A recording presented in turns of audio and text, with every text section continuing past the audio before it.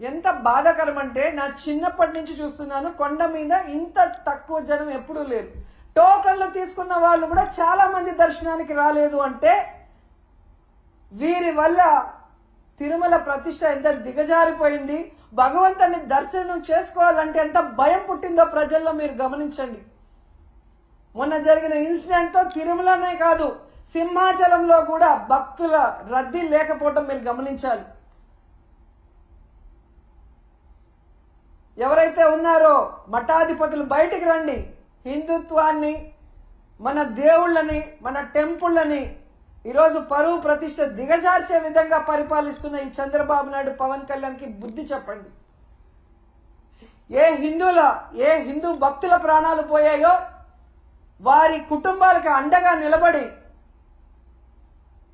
తప్పు చేసిన వాళ్ళని శిక్షించే విధంగా మనమందరం కలిసికట్టుగా పోరాడదామని కోరుకుంటున్నాను. ఎందుకంటే ఈ చంద్రబాబు నాయుడు తప్పించుకునే రాజకీయాలు చేస్తారు. పవన్ కళ్యాణ్ ఏమో సినిమా డైలాగులు చెప్పినట్టు చెప్తాడు కానీ మళ్ళీ ఎక్కడా కూడా ఏం చేయడు. ఎందుకంటే అల్లు అర్జున్కి మానవత్వం లేదంట, పోయి పరామర్శించలేదంట. మరి నీ అభిమానులు నీ కోసం గేమ్ చేంజర్ ప్రీ రిలీజ్ ఈవెంట్కి వచ్చి 2 చనిపోతే మణికంఠ చరణ్